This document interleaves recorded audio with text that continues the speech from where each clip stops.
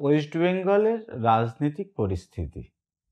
মিছিলে যেতে যেতে দেখলাম যে মিছিলের পেছন থেকেই বোম ছোড়া হচ্ছে, মানে ছাত্ররাই ছুড়ছে।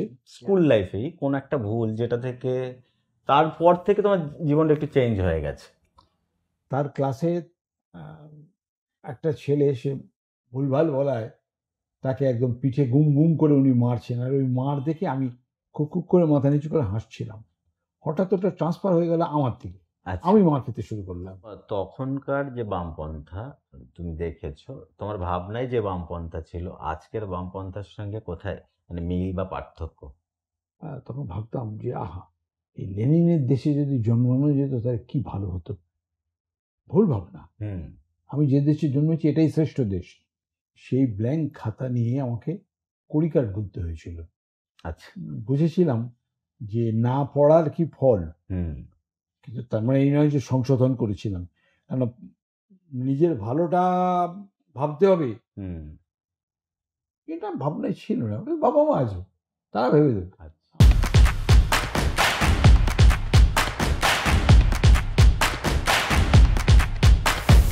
কেমন আছো? খুব ভালো। আজকে কি কি বিষয়ে কথা বলতে পারি আমরা? মানে মুডের উপর ডিপেন্ড করে তো? না না না, এটা আমার মুডের উপর নির্ভর করে না। তুমি যে যে বিষয়ে জানতে চাও সে বিষয়ে, আমরা তো আচ্ছা, প্রফেশনালি কাজ করি, আমার মুডের উপর নির্ভর করলে চলবে কি করে? আমরা পুরো কনভারসেশনটাকে একটা লাইট টোনে রাখার চেষ্টা করব। আর আমরা যে কথাগুলো বলবো উইদাউট ফিল্টার, এটা বলার চেষ্টা করবো আর কি। এবার দেখা যাক কতটা কি হয়। বেশ। তো তোমার ছোটবেলাটা কোথাকার? ছোটবেলাটা কোথায় কেটেছে? আমি born and brought up in north Calcutta. Hmm. আমি দক্ষিণ কলকাতার মানুষ নই। হুম। মানে আমার অনেকখানি বয়স অবধি আমার ধারণা ছিল ওই রাসবিহারী মোড়ই কলকাতা শেষ, আচ্ছা। তারপরে আর কলকাতা আছে বলে আমার জানা ছিল না। হুম। এখন তো আমি এমন যে জায়গায় কাজ করি সেটা হুম। পুরোটাই দক্ষিণ কলকাতা, হুম। থাকিও দক্ষিণ কলকাতায়, কিন্তু I was born and brought up in north Calcutta. তার কালচার, তার বড় হওয়া, সব কিছু। তোমার প্রাইমারি স্কুল? প্রাইমারি স্কুল মানে স্কুলটা খুব বিখ্যাত নয়, কিন্তু বাড়িটা খুব বিখ্যাত। আচ্ছা। স্কুলটার নাম হচ্ছে অ্যাথেনিয়াম ইনস্টিটিউশন। আর এই কারণে বাড়িটা বিখ্যাত, কারণ আমাদের ওই বাড়িটাতেই, স্কুলের বাড়িটাতেই সত্যজিৎ রায় জন্ম নিয়েছিলেন। আচ্ছা। এবং ওটার বাড়িতে গেলে এখনো দেখা যাবে যে ওই রায়দের যে প্রেসটা ছিল সেটার সামনে লেখা আছে। আচ্ছা। এটার জন্য আমাদের খুব গর্ববোধ হয়। স্কুল যে খুব আহামরি কিছু তা নয়, কিন্তু উচ্চ মাধ্যমিক স্কুল, হুম। সরকারি স্কুল। কিন্তু মজার কথা বলি, হুম। মানে এখন কেন, আমার ছেলে যখন হয়েছিল তখনও হুম। আমরা সবসময় ভালো ভালো স্কুল খুঁজেছি যে কোথায় ছেলেটাকে দেবো, কেরিয়ার তৈরি হবে। হুম। আমাদের সময় সে খুব খোঁজেনি। আচ্ছা। আমার বাবা শুধু খুঁজেছিলেন এইটুকুই, যেন রাস্তা ক্রস করতে না হয়, মানে যে ফুটপাতে বাড়ি সেই ফুটপাত ধরে হেঁটে যাবো, হুম। সেখানে যে স্কুল পাই আর সেখানে ডাজন্ট ম্যাটার যে তার কত পেডিগ্রি আছে কি আছে, কিছু যায় আসে। এই আচ্ছা। তো একদম মানে প্রাইমারি স্কুল লেভেলে তোমার মেমোরি একটা, যেটা তোমার আজও মনে আছে আর কি? তোমার তো সবই মনে আছে, আমি একটা বললে তো আমি তাহলেই মুশকিলে পড়ে যাবো। মানে তুমি দু চারটে পাঁচটা ওর মধ্যে থেকে বলো যেটা তোমাকে আজও মনে হয় আমি তোমার। বলছি, হুম। আমি যে স্কুলটা পড়তাম সেই স্কুলটাতে কমিটির মেম্বার ছিলেন আমার বাবা। আচ্ছা। তো আমার কোনো দোষ ছিল না। একদিন ক্লাসে হেড স্যারের ক্লাস ছিল, হুম। ভোলানাথ গঙ্গোপাধ্যায়। তার ক্লাসে আহ, একটা ছেলে এসে ভুলভাল বলায় তাকে একদম পিঠে গুম গুম করে উনি মারছেন, আর ওই মার দেখে আমি খুব খুব করে মাথা নিচু করে হাসছিলাম। হঠাৎ ওটা ট্রান্সফার হয়ে গেল আমার দিকে, আচ্ছা। আমি মার খেতে শুরু করলাম। এবং মার খেয়ে আমি কেঁদেও ফেললাম। বাড়ি চলে এলাম। সেই রাত্রে প্রবল বৃষ্টি, জল জমে গেছে তখন। হুম। কলকাতায় খুব জল জমতো, এখনো জমে। তো সেই জল ভেঙে হেডমাস্টার মশাই এসেছিলেন আমার বাড়িতে এইটা বলতে যে তুই বাবা রাগ করিস না। আচ্ছা। তো এইরকম ছিল আমাদের, মানে টিচার স্টুডেন্টের ছাত্র রিলেশনটা। শিক্ষক সম্পর্ক। মার খেয়েও আমরা কখনো শিক্ষকের বিরুদ্ধে রুখে দাঁড়াইনি, আর শিক্ষকও মেরেছেন যখন সত্যিকারের মারেননি। ভালোর জন্য মেরেছেন। একদম। আপার প্রাইমারিটা ওই একই স্কুল? একই একই স্কুল, ওখানে একই। আমি ক্লাস 11 অবধি ওখানে পড়েছি।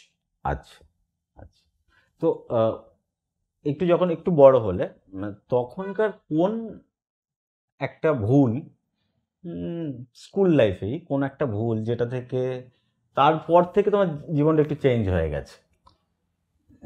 না, জীবনটা তো ওইভাবে চেঞ্জ হয়নি, জীবনকে মানে যখন নিজে খানিকটা বদলে নিয়েছো আর কি হ্যাঁ, নিজেকে। জীবনটাকে ওইভাবে দেখতে শিখিনি তখন, হুম। কেউ শেখায়নি তখন। হুম আমরা আপন অভিজ্ঞতা দিয়েই যেটুকু শিখে বড় হওয়ার বড় হয়েছি। হুম কিন্তু আমার মনে আছে একদিন পরীক্ষার দিন, হুম তখন তো আমাদের পরীক্ষার রুটিনটা ছিল অন্যরকম।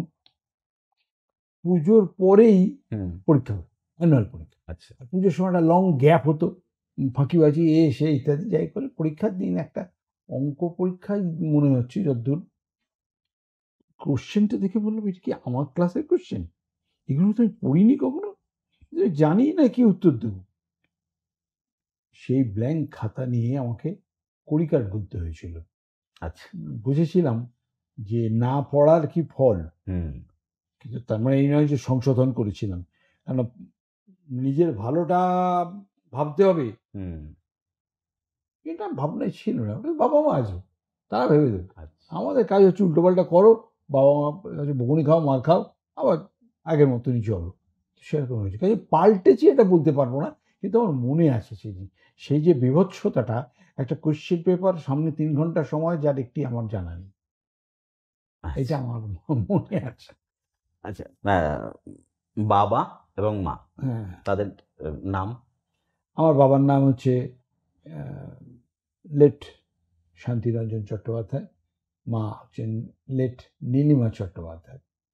এই ছোটবেলায়, তোমার ছোটবেলাটা, এদের দুজনের দুটো ক্যারেক্টারাইজেশন তুমি তুমি কিভাবে দেখতে তখনকার সময়, এখন বড় হয়ে সেটাকে কিভাবে দেখো?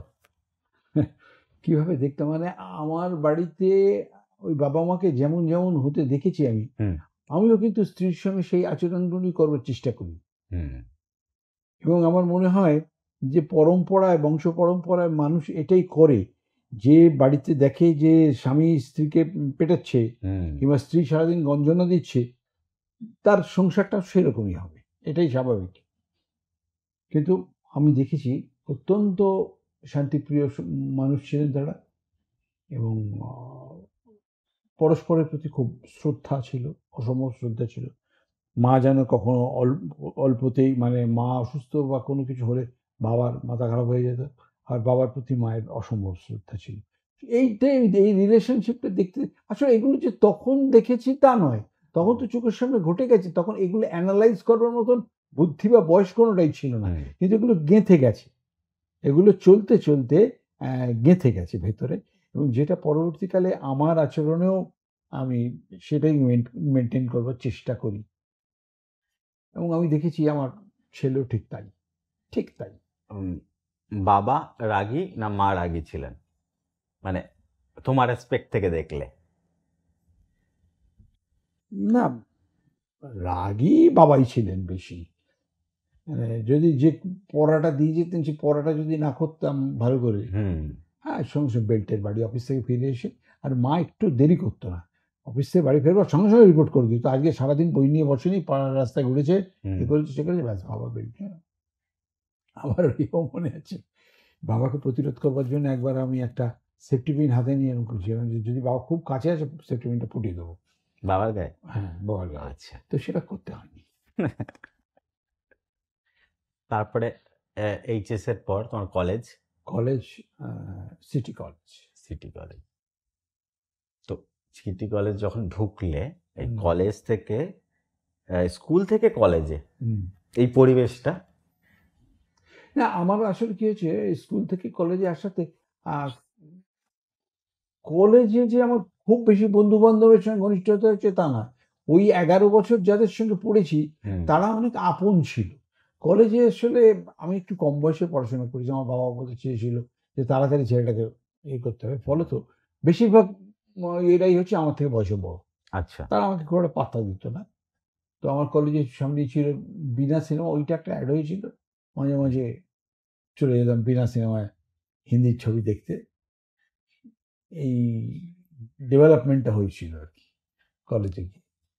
কিন্তু কলেজের থেকে আমার স্কুলের সুখর স্মৃতিটা অনেক সুখর স্মৃতি। কলেজটা যেন মনে হয় একটু অনেক মানুষ, একটু দূরে এরকম মনে হয়। আচ্ছা, কিন্তু স্কুলটা তা না, স্কুলটা একদম নিজের। তো সেই সময় রাজনীতি, কলেজের রাজনীতি, তার মধ্যে কোনো নিশ্চয়ই। অ্যাট্রাকশন, সেটা আমি কি যে কলেজে কিভাবে? পড়তাম সিটি কলেজে তখন আরএসপি ছাত্র সংগঠন পিএসইউ খুব স্ট্রং ছিল। আচ্ছা। স্বাভাবিকভাবেই আমার বামপন্থী চেতনা হুম, আমাকে নিয়ে গেল পিএসইউর কাছে। আমি যদিও আরএসপি করি না, হুম, কিন্তু পিএসইউ একমাত্র ছিল যারা ওখানে কাজকর্ম করতো। কাজে ওদের সঙ্গে চলে গেলাম, প্রায়শই মিছিলে যেতাম। মিছিলে যেতে যেতে দেখলাম যে মিছিলের পেছন থেকেই বোম ছোড়া হচ্ছে, মানে ছাত্ররাই ছুড়ছে। কত সাল? 66-67 আচ্ছা। বোম ছুড়ছে, এবং সেটা রটছে এমন করে যেন অপোনেন্ট মারছে, তা না, নিজেরাই উত্তেজনা তৈরি করবার জন্য পেছন থেকে বোম ছুড়ে দিল। কিন্তু মেজর অপরাধ কখনো হতে দেখিনি। সেটা মুখোমুখি হয়নি আর কি, তাকে অ্যাভয়েড করবার চেষ্টাই করেছি। আর আরেকটা ঘটনা ঘটেছিল কলেজে পড়াকালীন, যেটা আমার খুব রিমার্কেবল বলে মনে হয়। হুম, তখন সমরেশ বসুর লেখা, ওটা কি নাম, নাটক, গল্প উপন্যাসটা, সেটা নিয়ে খুব তোলপাড় হয়ে গিয়েছিল। তো সেইটা বিরুদ্ধে একটা কোর্টে কেস হয়েছিল। হুম, অশ্লীলতার দায় না, বোধহয়। অশ্লীলতার দায় না, নিশ্চয়ই আমার নামটা খুবই মনে পড়ছে না, যাকে নিয়ে। তো সেই কেসটা করেছিল আমাদের ওখানকার ছাত্র পরিষদের এক নেতা। আচ্ছা। তো আমাদের চোখে সেও তখন হিরো, আরে বাবা, এই তো এইসব কেস ফেস করে, এই আর কি। মানে আমরা খুব একটা পাত্তা পেতাম না কলেজে খুব একটা পাত্তা পেতাম না, কিন্তু স্মৃতির মধ্যে সব থেকে গেছে। হুম, তো এই পড়ার সময় এমন একজন টিচার, যে যার প্রতি, যার ক্লাস, যা বা তার আদর্শ, বা তার তার ক্লাস করতে বা তার সাহচর্য পেতে ভাল লাগবে, এইরকম কেউ? কলেজে, হুম, হ্যাঁ, কলেজে আমার একজন পার্সোনাল, মানে প্রাইভেটলি আমি তার কাছে পড়তাম। হুম, তার নাম হচ্ছে প্রফেসর এইচ.এল. চ্যাটার্জি। হুম, তিনি পরে সিটি কলেজের প্রিন্সিপালও হয়েছিলেন। হুম, অবশ্যই তার পড়াশোনা আমার খুব ভালো লাগতো, এবং তার কাছে আমরা পার্সোনালি পড়তেও যেতাম, হুম। প্রাইভেট টিউশন নিতাম। তো তার তার কোনো একটা উম, ঘটনা বা তার পড়ানোর শৈলী, মাস্টারমশাই, হ্যাঁ, যেগুলো আজও মনে হচ্ছে যে ওটাকে এনজয় করা যায় আজও। আমরা তো পুরোটাই এনজয় করি। ও মাস্টারমশাইয়ের বাড়িতে যখন আমরা পড়তে যেতাম, 3 বন্ধু মিলে একসঙ্গে যেতাম। হুম, সেটা আমার কাছে একটা দারুণ, মানে আ সুখের স্মৃতি হয়ে আছে। In fact we were 3 musketeers in college. Hmm, এখন তারা কে কোথায় আছে আমি জানি না। কিন্তু আচ্ছা, তখন যেন মনে হতো একদিনও এদের ছেড়ে থাকা যাবে না। ওইখানে পড়তে যেতাম স্যারের কাছে। খুব ভালোবাসতে, আসলে তখন ভালোবাসাটা ছিল অন্যরকম। মানি ওয়াজ নট দ্য ফ্যাক্টর। হুম, মানে শিক্ষক পড়াচ্ছেন, ওই তার জন্য একটা টাকা পাচ্ছি, এইটাই ইম্পোর্টেন্ট নয়। ইম্পোর্টেন্ট হচ্ছে ছাত্রটাকে আমার ভালো রেজাল্ট করাতে হবে, এটাই ভাবতেন ওরা। আমরা সেই মানবিক সম্পর্কের মধ্য দিয়ে বড় হয়েছি। হয়তো এখনো হয়, আমি জানি না, কেউ আছেন। কারণ আমার ছেলেও এরকম টিচার পেয়েছে। হুম, সবাই কেমন আমি জানি না। এখন তো টিচার বললে কেমন একটা, কোন সময় টিচার সেটা ভাবতে হয়। আচ্ছা। হ্যাঁ, সেটা ঠিক কথা। বর্তমান পরিস্থিতিতে সেটা খুব ইম্পর্টেন্ট। তো তখন যেই ছাত্র জীবনের যে পলিটিক্যাল ভিউজ ছিল তোমার, আর আজকের পলিটিক্যাল ভিউজ, তার মধ্যে কি কোনো পার্থক্য এসছে, না না, ওটা রেস ধরেই চলছে? না, কোনো পার্থক্য নেই। বামপন্থী ভাবনাটা আমার পারিবারিক। আচ্ছা। আমার বাবা, আমার মা, আমার মামা, তাদের মধ্য দিয়েই আমাদের মধ্যে ঢুকেছিল। আমাদের মনে হচ্ছিল এটাই স্বাভাবিক। হুম, যেমন ডাল ভাত খাওয়ার মতন বামপন্থী হওয়াটা আর কি। হুম, এবং ইনফ্যাক্ট আমাদের যখন অল্প বয়সটা ছিল, তখন আমরা ভাবতেই পারতাম না, আবার অন্য আবার কেউ ভাবে নাকি? হুম, অন্য যারা ভাবে তারা বোধহয় মনুষ্য পদবাচ্য নয়, এরকম মনে হতো। তা ঠিক নয়, ভুল ভাবতাম। হ্যাঁ, আহ, কিন্তু বামপন্থীদের সম্পর্কে এরকমই আমাদের ধারণা ছিল, এবং স্বপ্ন দেখতাম যে হুম, একসময় সারা পৃথিবীটাই বামপন্থী হয়ে যাবে। তো এই যে স্বপ্ন দেখাটা, এটা আমাদের একটা তৃপ্তি দিত। হুম, এখন সে ছেলেমেয়েরা সে তৃপ্তি পায় না। এখন এরকম স্বপ্ন দেখেও না তারা, আর সেই তৃপ্তিটা পাওয়ারও সম্ভাবনা নেই। এবং তার পরবর্তীকালেও তো আমরা দেখলাম যে সেই যে উত্তাল আন্দোলন শুরু হয়েছিল, ছাত্র আন্দোলন বলো এ বলো, সেগুলো করতে করতেই তো আলটিমেটলি তারা ক্ষমতাতেও চলে আসে, এবং সেই ক্ষমতাতেও তো দীর্ঘতম সময় তারা কাটিয়ে গেছে, 34 বছর। হুম সুতরাং সমস্ত কিছুতে তার প্রভাব আছে, আমাদের শিক্ষা, রুচি, হুম চিন্তা ভাবনা, সবকিছুর মধ্যে বামপন্থার একটা ছাপ আছে। তো সে বামপন্থাটা কিন্তু অপরকে নিগ্রহ করে বা গালাগাল করে নয়, হুম সেটা বামপন্থাকে শ্রদ্ধা করে, বামপন্থাকে ভালোবেসে। আমরা সোভিয়েত দেশের বইগুলো পড়তাম। হুম সোভিয়েত দেশ বলে একটা পত্রিকা তখন খুব বিক্রি হতো, আমরা পড়তাম। তখন ভাবতাম যে আহা, এই লেনিনের দেশে যদি জন্মানো যেত তাহলে কি ভালো হতো। ভুল ভাবনা। হুম আমি যে দেশে জন্মেছি এটাই শ্রেষ্ঠ দেশ, কিন্তু তখন এরকম ভাবতাম। সোভিয়েত দেশ পড়তে পড়তে ভাবতাম লেনিন, স্ট্যালিন, এরা কত বড় বড় মানুষ। বড় বড় মানুষ তো নিশ্চয়ই, হুম আমার দেশেও কত বড় বড় মানুষ আছে, কিন্তু তখন ওদেরই মনে হতো। এসব গল্পগুলো পড়তাম। তোমার কি জানা আছে সোভিয়েত দেশ বলে একটা পত্রিকা বেরোতো? না, আমার জানা নেই। হুম। তো তখনকার যে বামপন্থা তুমি দেখেছো, তোমার ভাবনায় যে বামপন্থা ছিল আজকের বামপন্থার সঙ্গে কোথায় মানে মিল বা পার্থক্য? আজকে বামফ্রন্টটা হ্যাঁ, এইটা একটা খুব জটিল প্রশ্ন। আমি তো প্রত্যক্ষ রাজনীতি করি না, একটা রাজনৈতিক না, তোমার ভাবনা। তো একটা ভাবনা হ্যাঁ, আছে। বলছি আমি রাজনৈতিক ভাবনা নিয়ে চলি। হুম সেই রাজনৈতিক ভাবনা, কোনো জিনিস একটা জায়গায় স্ট্যাটিক থাকতে পারে না। আমি হুম বুঝি এটা, যে বামপন্থী ভাবনা তখন যা ছিল আজও তাই থাকবে, এটা হতে পারে না। তাহলে তো বামপন্থাটা শেষ হয়ে যাবে। আজও সারা বিশ্বে বামপন্থা বেঁচে আছে কেন? অনেকে অবশ্য বোঝাবার চেষ্টা করছে যে বামপন্থা শেষ হয়ে গেছে, আর কোনোদিন উঠবে না। এই তো বোধহয় ৩-৪ দিন আগেই হুম ফ্রান্সের খবর বেরোলো, সেখানে বামপন্থীরা এই ক্ষমতায় ফিরলো আবার। হুম সে ওটা থাকবেই, কারণ যেটা সাধারণ মানুষের কথা বলে, মানুষকে সম্মান করার কথা বলে, ইকুয়ালিটির কথা বলে, তারা কখনো শেষ হবে না। তারা কোনোদিন শেষ হবে না। তারা হয়তো সাময়িকভাবে ঢাকা পড়ে যেতে পারে, হুম চক্রান্ত হতে পারে, কিন্তু কখনো শেষ হবে না। নেভার। আর পরিবর্তন যেটা বলছো, সে পরিবর্তন তো হতেই হবে। হুম সে পরিবর্তন না হলে তো হবে না। প্রতিদিনকার চিন্তা ভাবনার সঙ্গে সঙ্গে, মানে টেকনোলজির সঙ্গে সঙ্গে তো অনেক ভাবনা চিন্তা পাল্টে গেছে। হুম এই কম্পিউটারের বিরুদ্ধে একসময় আমিও ফুটপাতে বসেছিলাম, হুম কম্পিউটার চলবে না বলে। হুম আজকে কি সে কথাটা বলা যাবে? না। না, তখন কি তুমি ঠিক ছিলে এই ভাবনাটাতে? না, তখনকার ভাবনা যে ঠিক ছিল। এখন কেননা সেটা কি তখন মনে মনে হয়? হয়েছিল না, তখন এটাই মনে হয়েছিল হুম যে কম্পিউটার বসলে পরে বহু মানুষ কর্মহারা হবে, হুম সুতরাং কম্পিউটার চলবে না, হুম মানুষকে কাজ দাও। এটাই ছিল আমাদের তখন মূল বিষয়। হুম আসলে কম্পিউটার তো খারাপ নয়, কম্পিউটার ভালো জিনিস, হুম কিন্তু তাকে যারা ব্যবহার করছে হুম তারা কিভাবে ব্যবহার করবে তার উপরে। হুম ডায়নামাইট ফাটিয়ে রাস্তা তৈরি হয় পাথরে, হুম ও ডায়নামাইট ফাটিয়ে দেশ উড়িয়ে দেওয়া যায়। হুম সুতরাং যে ইউজ করছে তার উদ্দেশ্য, তার দৃষ্টিভঙ্গির ওপর এটা নির্ভর করছে। হুম বিজ্ঞানকে সে ব্যবহার করবে না অপব্যবহার করবে। হুম একদম।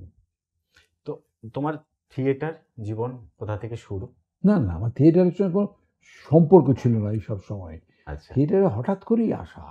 আমি যেখানে চাকরি করতাম সেখানে আমাকে না তুমি হঠাৎ, কোথায় চাকরি করতে, নাম নিয়ে বলো সেইগুলো। হ্যাঁ, হ্যাঁ আমি কারণ হ্যাঁ সেই মানে অফিসটার কাছে আমি তো খুব কৃতজ্ঞ। হ্যাঁ তার নাম হচ্ছে ক্যালকাটা ইলেকট্রিক সাপ্লাই। হুম কেউ হয়তো গালাগাল করবে বা প্রচুর বিল পাঠায়, হুম কিন্তু সেটা তো বড় কথা নয়। হুম এখন তো সবাই বিল পাঠায়। তো সেখানে আমার খেলাধুলা ভালো লাগতো। একদিন অফিস ছুটির পরে টেবিল টেনিস খেলছি চুটিয়ে, হুম ঘেমে ঘুমে। হুম সেই সময় আমাকে আমার যিনি কালচারাল সেক্রেটারি, তিনি এসে বলেন, শোন, একটা নাটকে একটা চরিত্র সে হঠাৎ অসুস্থ হয়ে পড়েছে, তুই করে দিবি? হুম আমি করবো। মানে এই ব্যাপারটার গুরুত্ব বোঝবার মতো ক্ষমতা আমার নেই। আচ্ছা, তো আমি রাজি হয়ে গেলাম। বলে, তুই শুধু একটু মুখস্থ করলে আমি ঠিক ও মুখস্থ হয়ে যাবে। বয়স অল্প। কত বয়স তখন তোমার? কত হবে? 22 বছর। আচ্ছা, আমি যখন মঞ্চে উঠলাম, হুম আমার মঞ্চ সম্পর্কে তো কোনো ধারণাই ছিল না। এই মঞ্চে যখন উঠলাম, আমার চোখের সামনে ওই অত আলো, অত মানুষ, পর্দাটা যেই খুললো, তারপরে আমি যতক্ষণ ছিলাম মঞ্চে, হুম সেই মুহূর্তগুলো আমার কিছু মনে নেই। আচ্ছা, আমি কি কি বলেছি না বলেছি কিচ্ছু মনে নেই। একটা সময় দেখলাম আমার সহ অভিনেতা আমাকে এরকম ধরে নিয়ে বেরিয়ে চলে এলো। এবং আমি পরে তাদের কাছেই শুনলাম যে আমি খুব ভালো অভিনয় করেছিলাম। আমি ভালো মন্দ আমি তো বুঝিনি কি বলেছি, কি করেছি, যন্ত্রের মতো আমি ওখানে দিয়েছিলাম। বাট তখন আমি জানতাম না যে দিস ওয়াজ ডেস্টিনাইজড, যে আমাকে পেশাদারি অভিনেতা হতে হবে। তাই হয়ে গেলাম আলটিমেটলি, ভালোবেসে ফেললাম অভিনয়টাকে। অবশ্য অভিনয়কে ভালোবাসার পেছনে আরও একটা কারণ আছে। আমি উত্তর কলকাতায় যেখানে থাকতাম, তোমরা নিশ্চয়ই জানো যে ব্রডওয়ে থিয়েটারের মতন উত্তর কলকাতাও প্রচুর থিয়েটার হল সেখানে, এবং সেখানে রঙ্গনা থিয়েটার ভাড়া নিয়ে বৃহস্পতি শনি রবি অভিনয় করছে তখন নান্দিকার। এই নান্দিকারের নাটক দেখতে গিয়ে আমার চোখ খুলে গেল। নাটক করি না, কিন্তু দেখছি তো মঞ্চে যে জিনিস হচ্ছে, অজিতেশ বন্দ্যোপাধ্যায় যে জিনিস করছেন, রুদ্রপ্রসাদ বাবু যে জিনিস করছেন, তখন তো ছিলেন বেঁচে, কেয়া চক্রবর্তী, এই মানে চোখ ফেরাতে পারছি। 1 টাকার টিকিট, একদম লাস্ট রো মানে পেছনে, সেই 1 টাকার টিকিট কেটে সেখানে বসে নাটকগুলো দেখতাম, এবং সব নাটক, কোনো নাটক মিস করতাম। আমি কিন্তু পেশাদারি নাটক খুব বেশি দেখিনি, কিন্তু ওই নান্দিকারের দৌলতে এই গ্রুপ থিয়েটারের নাটক দেখা শুরু হলো।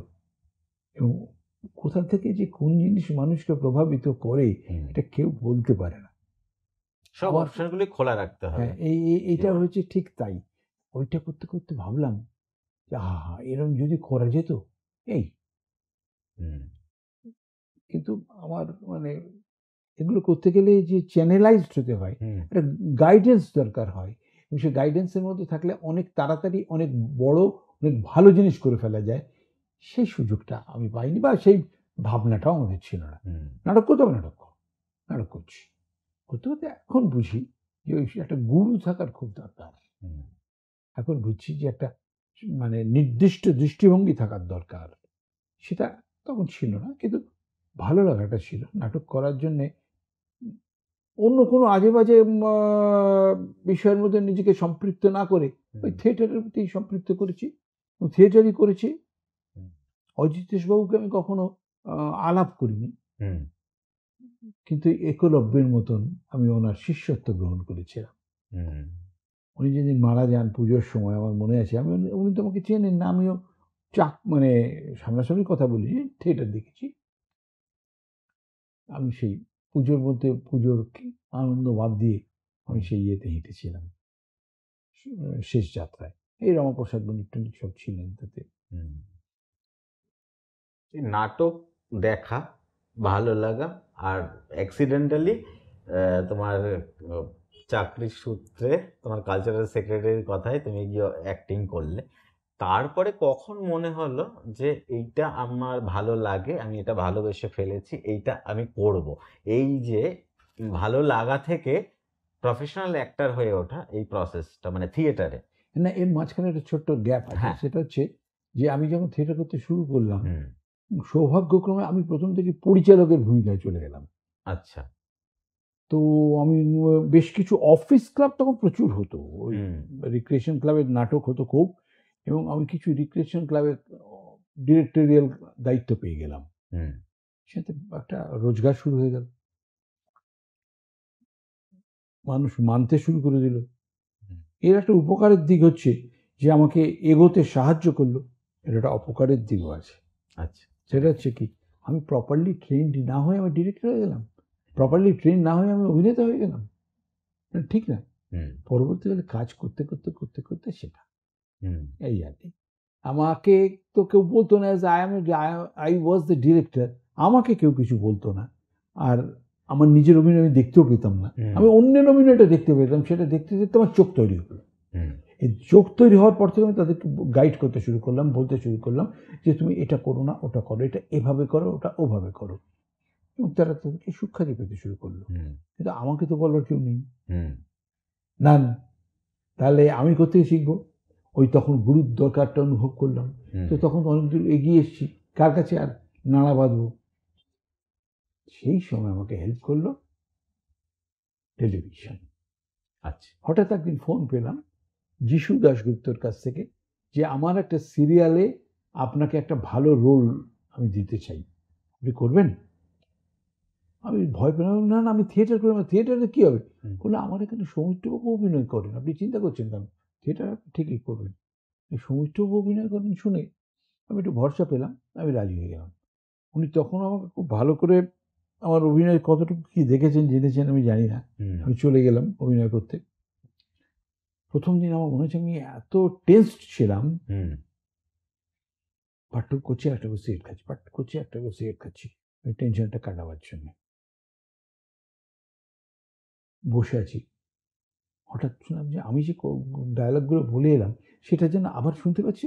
হ্যাঁ, তাই তো হচ্ছে, কারণ মনিটরের সামনে ডিরেক্টর বসে শটটা চেক করছেন, ওটা আমারই সিনটা।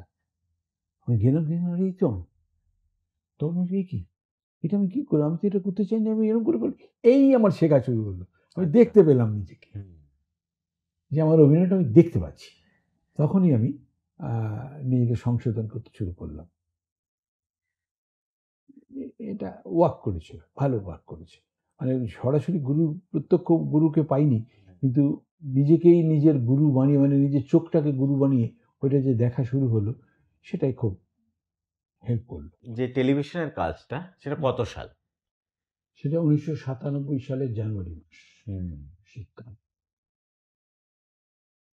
তারপরে এই যে মেগা সিরিয়ালটা শুরু করলে বা ডেইলি সোপটা শুরু করলে, তারপরে কন্টিনিউয়াস কাজ। কন্টিনিউয়াসলি কাজ করেছি, এবং তারপরে কিছুদিন কাজ করবার পরে বুঝলাম যে তখন প্যারালালি আমি চাকরি করছি, থিয়েটার করছি, অফিস ক্লাব করছি, টেলিভিশন করছি। পরে বুঝলাম যে চাকরিটা করা যাবে না, সব একসঙ্গে হবে না। তখন বউকে এসে বললাম যে কত টাকা পেলে তোমার চলে যাবে বলো সংসার, একটা অ্যামাউন্ট বললো। বললাম না, এই টাকাটা তখন তো ছেলেও পড়ে, বললাম না এই টাকাটা রোজগার করতে পারবো মনে হয়, চলো। বলে আমি চাকরিটা ছেড়ে দিলাম। কিন্তু প্রথম মাসের 1 তারিখে এত দুশ্চিন্তা বেড়ে গেল, কারণ চাকরি যখন করতাম 1 তারিখে মাইনে পেতাম। আমাদের যারা চাকরিজীবী মানুষ তাদের প্রত্যেকেরই সমস্ত মানে ভাবনা চিন্তা থাকে ওই 1 তারিখকে কেন্দ্র করে, কাকে কি দেবো, কাকে কি কিনবো না করবো, এভরিথিং। এখানে তো 1 তারিখ বলে কিছু নেই, এটা কবে পাবো তার ঠিক নেই। পাবো, কিন্তু তখন খুব পাওয়াতেও অনিশ্চয়তা ছিল, যাই হোক, কিন্তু কবে পাবো তার কোনো নিশ্চয়তা নেই। সেটা করতে করতে এখন অভ্যেস হয়ে গেছে, এখন আমরা এটাই ইউজ টু। তো ছবির যে কাজগুলো করলে, তারপর সিরিয়াল থেকে ছবিতে শিফটটা, সেটা কিভাবে হলো? সেটা প্রথম তাই, প্রথম ছবিটা কি করলে? প্রথম ছবিটা আমার যতদূর মনে পড়ছে সেটা আমার ছোট ভাই ব্রাত্য বোধ হয় আমাকে রাস্তাতে আমাকে ও বললো, "পাগলিদা", আমার সঙ্গে খুবই ভালো সম্পর্ক ছিল। এখনো যে খারাপ হয়েছে এটা বলছি না, কিন্তু এখন যোগাযোগটা নেই, এই আর কি। বললো, "পাগলিদা, একটা চরিত্র অভিনয় করতে হবে।" আমি করবো। সেই প্রথম আমার বড় পর্দায় নিজেকে দেখা রাস্তা। তারপর তো এক এক করে আস্তে আস্তে ঢুকলো সব ছবিগুলো, প্রচুর ছবি করা হয়ে গেল, বাংলা, ইংরেজি, হিন্দি, প্রচুর। এই চাকরিটা ছেড়ে দেওয়ার ডিসিশন যখন জানালে বাড়িতে, তো সাপোর্টিভ ছিল নাকি আবার রিথিঙ্কিং করার ব্যাপারে, এই অ্যাকসেপ্টেন্সটা কিভাবে হয়েছিল? সাপোর্টিভ ছিল। আমি তো আমার স্ত্রীর সঙ্গে ওই শিক্ষাটা আমি পেয়েছিলাম আমার বাবা মার কাছ থেকে, যে স্ত্রীকে না জানিয়ে আমি আমার স্বেচ্ছাচারী মতন আমি চাকরি ছেড়ে দেবো, সেটা হয় না। তার সঙ্গে আলোচনা করি আমি এটা ছেড়েছিলাম, শুধু তার কিছু বলার ছিল না। ততদিনে সেও এই প্রফেশনটাতে একটু একটু করে পা রেখে ফেলেছে। আমার সঙ্গে সঙ্গে আমার বউ, আমার ছেলে সকলেই ঢুকে পড়লো। তখন আমরা অভিনয়েরই লোক হয়ে গেছি। এবার আবিরদার কথাতে আসবো। সেটা কি তোমার হাত ধরেই শুরু হওয়া, না তোমাকে প্রথম এসে বলেছিল যে আমি অভিনয়টা করব না, তোমার সঙ্গে যাওয়া থেকেই শুরু হলো আর কি? না, সেইটা আবিরের অভিনয় নিয়ে কোনো মাথা ব্যথাই ছিল। আচ্ছা। আমি খেলাধুলা খুব ভালোবাসতাম সত্যি, হি ওয়াজ এ গুড প্লেয়ার। ও তখন under-16 খেলতো বেঙ্গলের হয়ে, ক্রিকেট খেলতো, এবং ও সিলেক্টেড হয়েছিল, ওপেনার ব্যাটসম্যান হিসেবে সিলেক্টেড হয়েছিল। আমি ওকে জোর করে ছাড়িয়ে দিলাম, কারণ তখন ক্লাস 9-এ বোধহয় উঠলো। বললাম যে না, এখন তো মাধ্যমিক পরীক্ষাটা ভালো রেজাল্ট করতে হবে, তা না হলে তো হবে না কিছু। আমাকে সবাই খুব নিন্দামন্দ করলো, যে এই ছেলেটা এত ভালো খেলছে, এত লম্বা, লেফট হ্যান্ডার, কি সুন্দর কি হচ্ছে, তুমি ছাড়িয়ে দিলে। ভাই, মধ্যবিত্ত বাড়ি তো, লেখাপড়া না থাকলে কিছু হবে না। এটা কি বলছো তুমি, এখন খেলে কিছু হয় না? এই সৌরভ গাঙ্গুলি যদি কিচ্ছু না খেলে তারও হবে, তার বাড়িতে কতগুলো গাড়ি আছে জানো, আমার তো তা নেই। আমার ছেলেকে লেখাপড়া করে চাকরি বাকরি করেই খেতে হবে। তখন তো এতটা দিয়েছিল না। তারপরে অবশ্য রেজাল্টটা ভালো করেছিল, কারণ ওকে আমি এবং ওর মা দুজনেই বলেছিলাম, দেখ হুম, তোর লেখাপড়ায় তো আমরা কেউ নজর দিতে পারবো না, কারণ আমরা যে কাজটা করি হুম, সন্ধ্যের দিকেরই কাজ, তোকে পড়াবো কি করে, আমি পড়ালে তোর রেজাল্ট খারাপ হবে, আমি অত ভালো স্টুডেন্ট নই, কিন্তু তুই এমন রেজাল্ট করিস না যাতে করে লোকে আমাদের নিন্দে করে, হুম, যে দেখেছো নিজেরা থিয়েটার করছে, সিনেমা করছে, এসব করছে, আর ছেলেরা বুকে বয়ে গেল। হুম, বলে বাবা আমি প্রথম 10-এর মধ্যে থাকবো, কেন ফার্স্ট হবি না কেন? হুম, না না, ফার্স্ট হওয়ার অনেক চাপ আছে, প্রত্যেকবার ফার্স্ট হতে হবে। তারপরে তাই ছিল, হুম, প্রথম 10-এর মধ্যে বরাবর ছিল। ও মাধ্যমিক যখন পাশ করলো 6টা লেটার নিয়ে পাশ করলো, হুম, সেখানে আবার ফাঁকিবাজি আছে। এবার 6টা লেটারের পরে যখন উচ্চ মাধ্যমিক পাশ করলো, সেটা খুব ভালো রেজাল্ট করলো, স্ট্যান্ড করেছিল। হুম, ও কত বোধহয় 63 ছিল ওর পজিশন। হুম, তো সব বাড়ির ছেলেমেয়েরা যেমন চায় এবং বাবা মা চায় জয়েন্ট দিয়ে পরীক্ষা দিয়ে ডাক্তারি বা ইঞ্জিনিয়ারিং পড়ুক। হুম, না, কি করবি? কমার্স পড়বো। হুম, কমার্স পড়বি? ঠিক আছে, পড়। আমি তো কখনো বাধা দিইনি। হুম, পরে অবশ্য আমাকে বলেছিল, বাবা আমি যেন কমার্সে ফাঁকিবাজিটা করতে পারবো।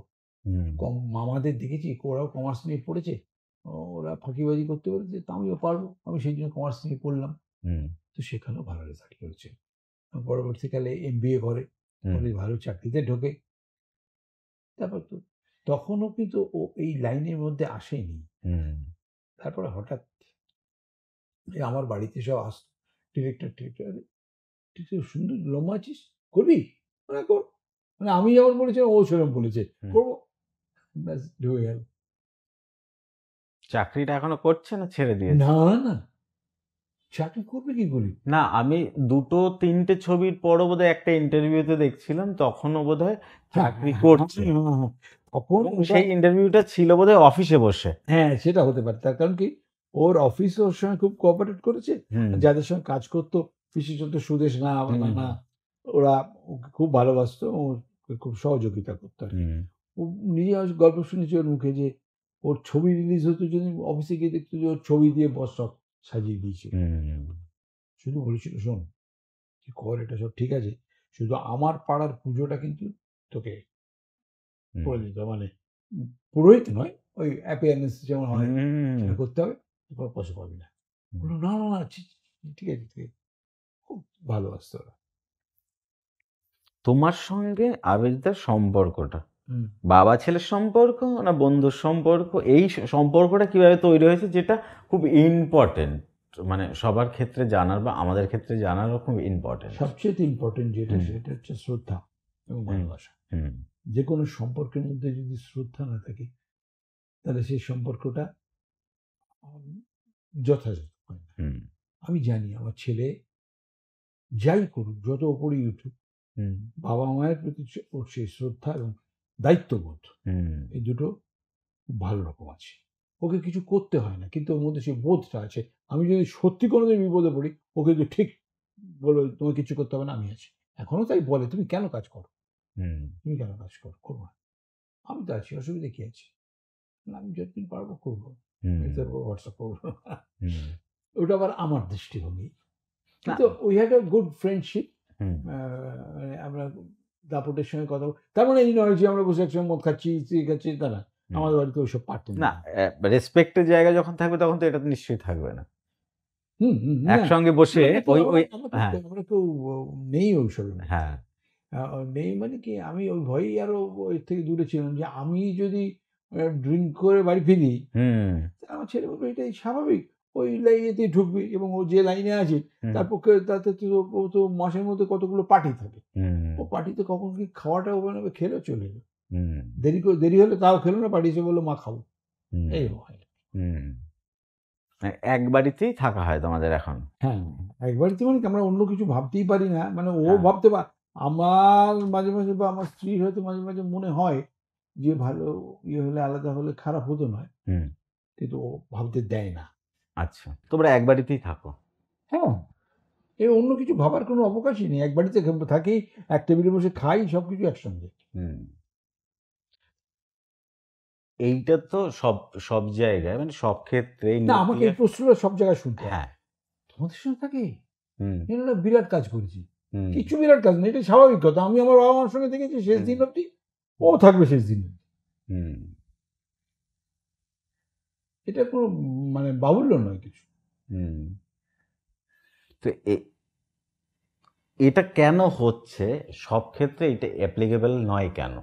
কোনটা? মানে এই যে একসঙ্গে থাকা, হ্যাঁ, তোমার বাড়ির জানলা দিয়ে আরো 4টে বাড়িতে তাকালে এই পরিস্থিতি নেই তো, সেইটা মানে এটা হচ্ছে না কেন অন্য জায়গায়? এটা তো সমাজতাত্ত্বিকরা বলতে পারবেন, আমি তা নই, সমাজতাত্ত্বিক নই। তোমার পয়েন্ট তবে অফ আমি ভিউ কি? আমার যা মনে হয় যে আমরা যখন ছেলে মেয়েকে, আমার একদম একদম হুম, এটা আমার ব্যক্তিগত মত, এটা হুম, ভুল হতে পারে, যে আমরা যখন ছেলে মেয়েকে বড় করি আমরা এইটা শেখাই তাদেরকে যে তুমি বড় হও, হুম, কিন্তু সেই বড় হওয়াটার মধ্যে কি কি থাকবে সেটা কিন্তু আমরা পরিষ্কার করে বলতে পারি না, হুম, নিজেরাও মানি না, করিনি, হুম, আর ছেলেকেও বলতে পারি, বাবা মেয়েকে বলতে পারি না। ফলত তারা বড় হয় কিন্তু খুব সেলফ সেন্টার্ড হয়ে যায়। হুম, আমি আগে যেখানে থাকতাম, আমাদের বাড়ি, পৈতৃক বাড়ি এখনো সল্ট লেকে, সেখানে প্রায় সমস্ত বাড়িগুলো এখন হয়ে গেছে বৃদ্ধাবাস। তারা প্রত্যেকে খুব ওয়েল টু ডু, তারা প্রত্যেকে, তাদের ছেলেমেয়েরা খুব মেধাবী ছেলে, এবং তারা কেউ বাড়িতে থাকে না। বুড়ো বাবা মা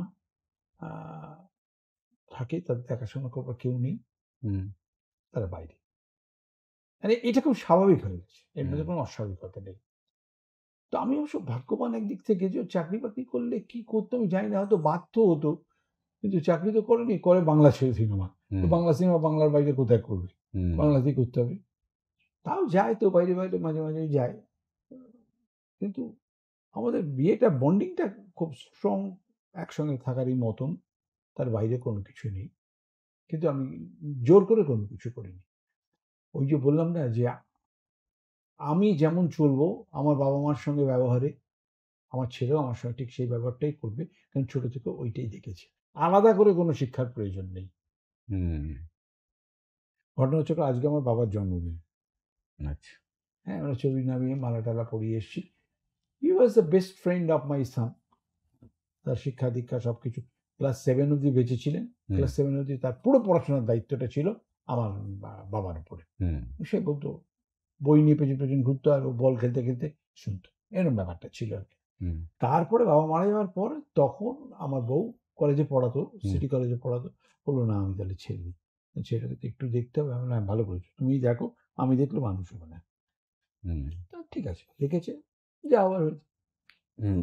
তোমার বাবার বোধটা তৈরি হওয়ার দরকার, বোধ না তৈরি হলে কোনোটাই কেউ হবে না। তোমার বাবার সঙ্গে আবিরদার যা রিলেশন ছিল, হুম। আবিরদার বাচ্চার সঙ্গে তোমার রিলেশনটা কি সেইটার কপি পেস্ট? আমি তার থেকেও বেশি করতে চেয়েছিলাম, কিন্তু একটু একটা দুর্ভাগ্য আছে, সেটা আর আমি এখানে বলতে চাইছি না। হুম, হুম, সেটা পারিনি, কিন্তু আমাদের ভালোবাসাটা সেরকমই আছে। হুম। এখন তুমি যা কাজ করছো, থিয়েটার, সিনেমা। থিয়েটার করছি না। আচ্ছা, থিয়েটার মানে নিজের দলের থিয়েটার আমি আর করছি না, আচ্ছা, কিন্তু অন্য জায়গায় করছি। যারা ডাকছে, বাইরে থেকে অনেকে ডাকে, হুম, তাদের থিয়েটারে করি, কারণ সেখানে দায়হীন। হুম, নিজের দলে থিয়েটার করতে গেলে আমাকে জুতো সেলাই থেকে চণ্ডীপাঠ সমস্ত কিছু আমাকে করতে হবে। হুম, মানে কটা লোক আসবে তার ব্যবস্থা আমাকে করতে হবে, টাকাটা করতে আসবে তার ব্যবস্থা আমাকে করতে হবে, রিহার্সালের ব্যবস্থা, এভরিথিং এভরিথিং। হুম, তো আমি এখন আর এই বয়সে সেটা বের করতে পারছি না, কিন্তু অন্য জায়গায় তো বেশ গায়ে মানে হাওয়া লাগিয়ে থিয়েটারটা শুধু পাট্টুকু করে আসছে, ভালোই লাগে। আচ্ছা। কিন্তু তুমি করলে সেখানে তো আরো 10টা লোককে তুমি তৈরি করতে পারতে। না, সে তো অনেকে তৈরি হয়েওছে, মানে হুম, আমি তৈরি করিনি, কিন্তু মানে আমার এখন ওই প্রসেসটা তো আছে, সেটা চলতে পারতো। সেটা হয়েছে, তারা অনেকে দল টলও করেছে আলাদা করে। হুম, সে ভালো করুক, কিন্তু সারা জীবন তো এটা করা যায় না। হুম, আমার এই বয়সে এখন দাঁড়িয়ে আর এসব করায়, এই যে কাজটা করছি এখন, হুম, এই ক্যামেরা অ্যাক্টিং, মানে শারীরিক দিক থেকে এটা সবচেয়ে কম পরিশ্রম। আচ্ছা, থিয়েটারে অনেক বেশি এনার্জি লাগে বলে আমার মনে হয়। হুম, এখানে একটা থিয়েটারের লোক বসে আছে, হুম। তার সত্ত্বেও আমি কোন কথাগুলো বলছি কোন সাহসে আমি যাই। না, এটা তো তোমার ভিউজ না। না, সেকেন্ড। অনেক বেশি এনার্জি লাগে, সত্যিই লাগে। আচ্ছা, কারণ ওই যখন, এবং আমার সিগারেট খাওয়াটা বন্ধ হয়েছিল যে কারণেই। আমি যখন একাডেমিতে অভিনয় করছি, হুম, তখন ব্রাত্যর সঙ্গে একটা নাটক করছিলাম, নাটকের নাম ছিল পেজ 4। হুম, একটা রস্টান থেকে এই নেমে এই দৌড়ে চলে যাচ্ছে, আবার ওখান থেকে দৌড়ে চলে যাচ্ছে, এই যে করতে করতে আমি হাঁপ যাচ্ছি।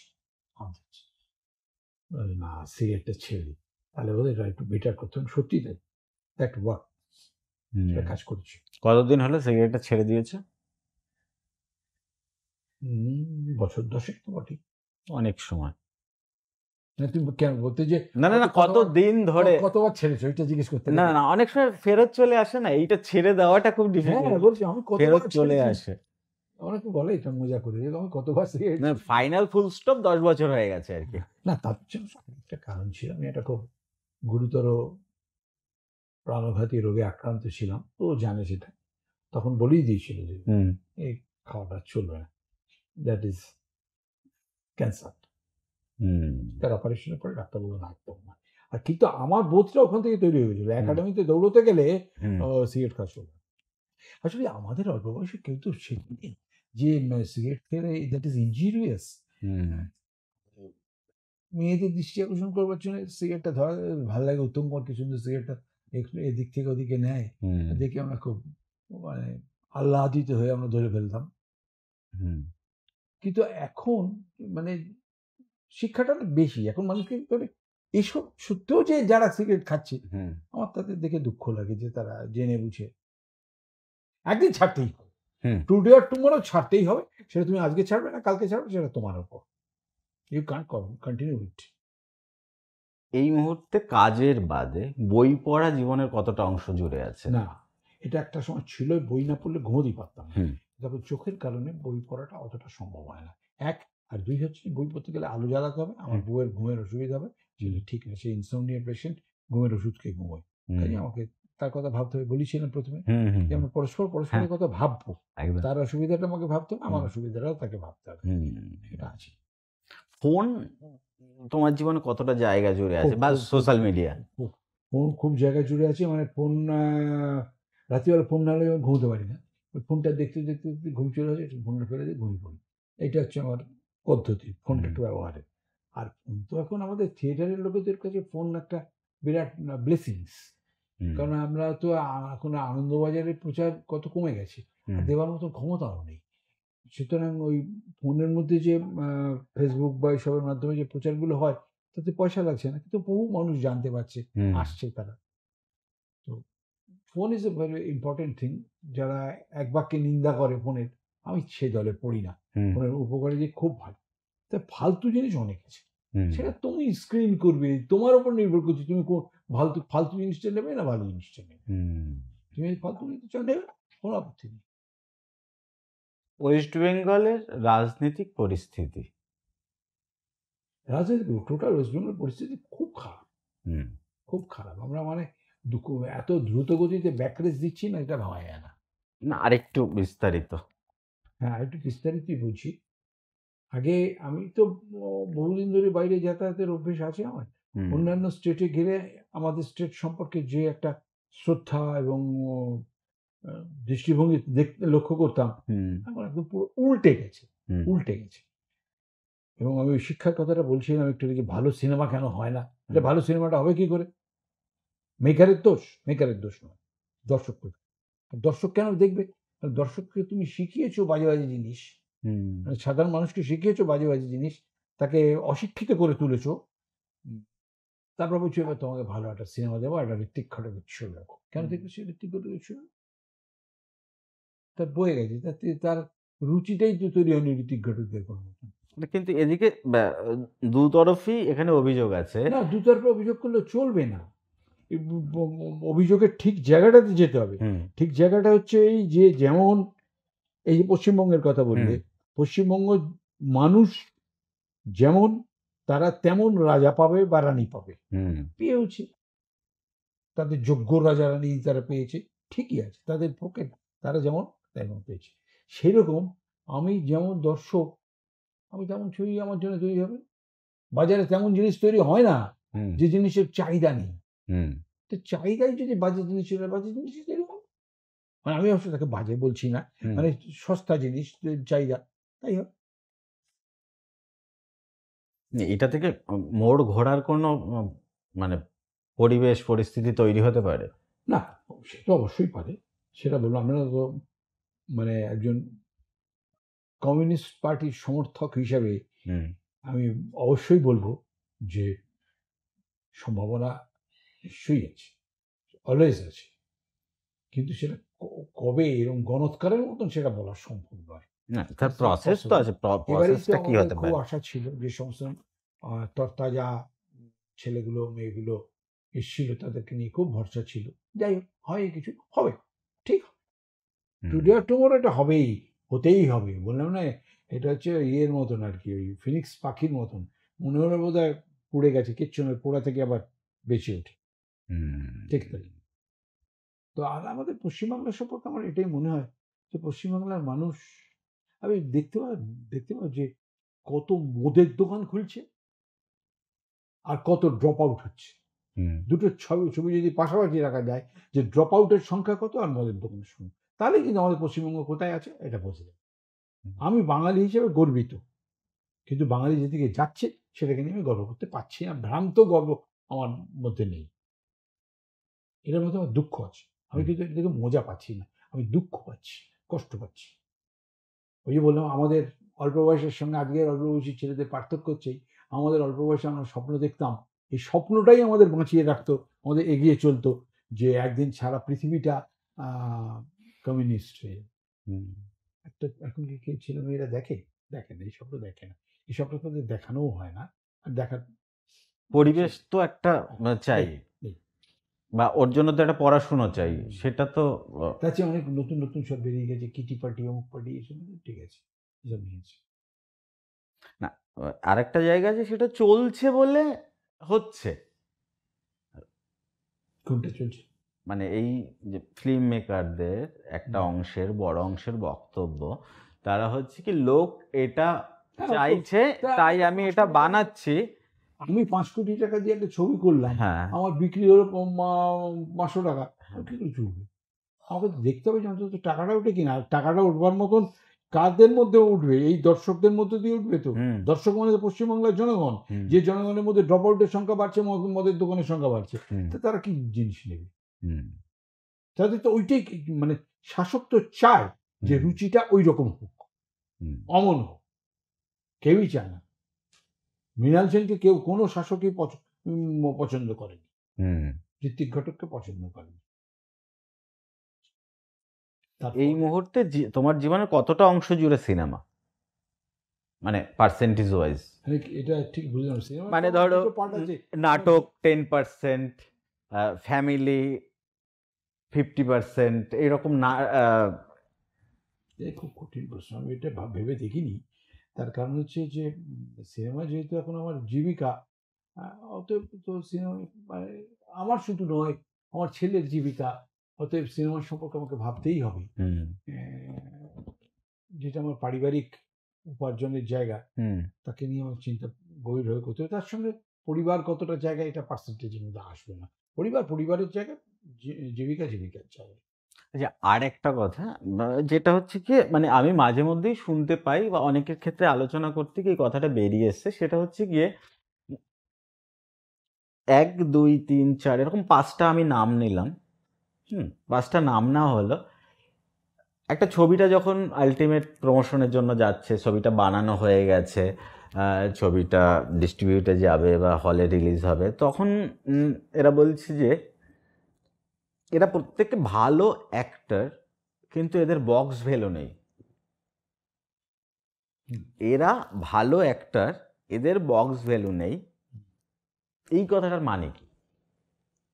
অ্যাজ এ অ্যাক্টর হিসেবে তুমি এই কথাটাকে কিভাবে দেখো? বলছে তোমার ছবি, তুমি এদের নিয়ে ছবি করেছো, x O A B C D, এরকম 4টে নাম, এরা প্রত্যেকেই ভালো সেই অ্যাক্টর। কিন্তু আবার সেই গোড়ার জায়গাটা ফিরতে হবে, হুম, যে দর্শক যারা সিনেমা দেখতে আসছেন, হুম, সমস্ত দায়টা শুধু মেকারদের উপর ছেড়ে দিলে চলবে না, তাদের নিজেদের উপর রাখতে হবে, তাদেরও শিক্ষিত হয়ে আসতে হবে। হুম, থিয়েটার যখন করেছি তখন এই কথাটা বলেছি, হুম, যে দর্শককেও কিন্তু শিক্ষিত হয়ে আসতে হবে। হুম, সমস্ত দায়িত্বটা যে অন্যের উপর ছেড়ে দিয়ে, তোমার থিয়েটার করছে না ভালো, সেই জন্য আমরা আসছি না, নো, নট দ্যাট। হুম, নিজেরাও নিজেদেরকে শিক্ষিত করলে ঠিক, তার জন্য তুমি তার প্রোডাক্ট সে ঠিক পেয়ে যাবে। হুম, আজকে এই যে আমাদের চন্দন সেনের যে ছবিটা হলো, হুম, মানিকবাবুর মেয়ে। হুম। এটা কেন আমাদের এখানে এটা ভাবতে পারছে না? ওটাও ভাবতে পারতো না। ওইটা অ্যাওয়ার্ডটা না একটা পেলে। অ্যাওয়ার্ডটা যদি না পেত কেউ চিনতে পারতো না। ওটা ঝুড়ির তলাতে পড়ে থাকতো। হুম, সেটা অবশ্য আজকের কথা বলছি না, আমি আরো আগের কথা বলছি।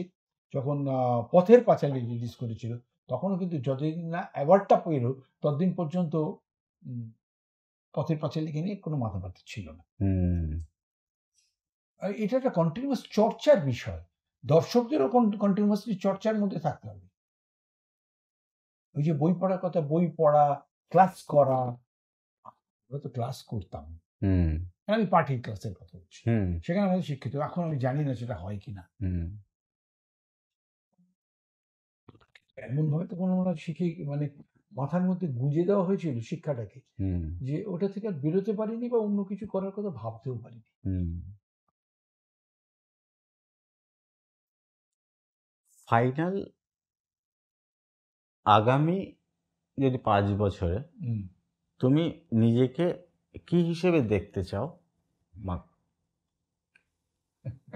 আগামী 5 বছর সর্বাগ্রে যেটা দেখতে চাই যেন বেঁচে থাকতে পারি। কারণ এখন যা বয়সে পৌঁছেছি 5 বছরটা খুব লং টাইম টু সে। সুতরাং এটা না, যেটা আমি তো অভিনেতা হিসেবেই দেখতে চাই। ভালো, ভালো চরিত্রে অভিনয় করব। হুম, তো সেটা যখন পাবো, যতটা পাবো ততটাই ভালো। হুম। এই মাঝখানে তোমার একটা নিউজ পেপারে দেখছিলাম, ওটা নিয়ে একটু কথা বলে নিই। সেটা হচ্ছে কি, তোমার একটা সেটে বোধহয় ইনসিডেন্ট হয়েছিল। হুম। সেটা কি, এবং একটু যদি, সেটা একটা খুব বিখ্যাত গল্প নিয়ে কারণ তোমার মুখ থেকে আমি যেটা শুনলাম, আহ, ওখানে যেরকম রিপোর্টটা হয়েছে, আর তোমার মুখে যেটা শুনলাম, দুটোর মধ্যে পার্থক্য আছে। তার জন্য আমি তোমার কাছ থেকে সরাসরি জানতে চাইলাম। হ্যাঁ, হ্যাঁ, ব্যাপারটা হচ্ছে যে আমাদের এখানে শিল্পীদের নিরাপত্তার প্রশ্নটা বোধহয় অনেক ব্যাকফুটে চলে যায়। হুম, যে কাঁচগুলো দিয়ে তৈরি হওয়াটা উচিত ছিল, হুম, সুগার গ্লাস, হুম, আমার বিশ্বাস যে ওটা সুগার গ্লাসে তৈরি ছিল না। হুম, যার জন্যই আমি আহত হয়েছিলাম। হুম, নইলে হতাম না। এমনিতে তো আমরা অমিতাভ বচ্চন যে কাঁচের মধ্যে ঘুষি মেরে দেয় সেটা কিছুই হয় না। কেন হয় হুম, না? Sugar glass. হুম, তো আমি সেরকমই ভেবেছিলাম। বাট সেরকম হয়নি। এটা আমার শিল্পীদের দুর্ভাগ্য, শিল্পীদের আ এবং তোমার চোটটা নিরাপদ তো সারা গায়ে লেগেছিল, তুমি হ্যাঁ, হ্যাঁ, বললে। হ্যাঁ। কাজ তো। হুম, সে তো কারো কথা শুনে হুম, ইয়ে করবে না। মানে এবং ভেঙে। যেটাতে রক্তপাত হয়েছিল, হুম, ওরাই ভয় পেয়ে। যারা উপস্থিত ছিল তারা বেশ they were frightened। তবে হ্যাঁ, এটাও বলতে হবে যে সঙ্গে, সঙ্গে ওরা ব্যবস্থা নিয়েছে এবং ইনস্ট্যান্টলি আমাকে হসপিটালে নিয়ে গিয়ে যা চিকিৎসা করার সমস্ত করেছে। আবার পরিবর্তে আমিও ওই অসুস্থতা নিয়েও পরের দিন থেকেই কাজে জয়েন করেছিলাম। হুম। কিন্তু অ্যাক্সিডেন্ট তো হওয়ারই কথা ছিল না। না, সে অ্যাক্সিডেন্ট তো কারোরই না, না, হওয়ার কথা না। সুগার গ্লাসটা তো ইউজ তাহলে করা হয়তো ছিল। হতো না, তাহলে হতো না। আমি বিশ্বাস করি হতো না। এখন আমার মনে হচ্ছে ওটা সুগার গ্লাস না। কিন্তু আমি তো গ্লাস বিশেষজ্ঞ নই। হুম। এর বেশি আমি বলতে পারব না, না। সুগার গ্লাস হলে কাটবে না। কাটার কথা নয়। হ্যাঁ, কাটার কথা। ঠিক আছে। আজকে আমরা আহ খুব ভালো লাগলো হ্যাঁ, তোমার সাথে কথা বলে। স্টুডিওটা খুব ভালো লাগলো। আমার পরবর্তীতে যে অপেক্ষা করছে হুম। তাকে দেখে আমার আরো ভালো লাগলো।